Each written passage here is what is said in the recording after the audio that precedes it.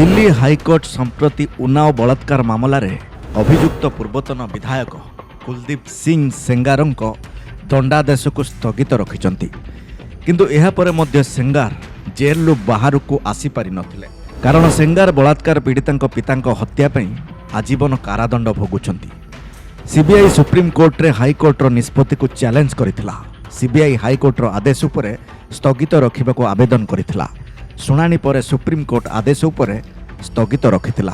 अभियुक्त कुलदीप सेंगार को जामिन देवा पई दिल्ली हाईकोर्टर निष्पत्ति को चैलेंज करी सीबीआई एक आवेदन दाखल करिछि। एही मामलार शुणाणी सुप्रीमकोर्टर मुख्य विचारपति सूर्यकांत अध्यक्षतार गठित खंडपीठरे करा जाइछि। सीबीआई जुक्ति रखिछि जे अपराध समय विधायक थिबा सेंगार सरकारी कर्मचारी नथिले बोली हाईकोर्ट कही भूल करिछन्ति।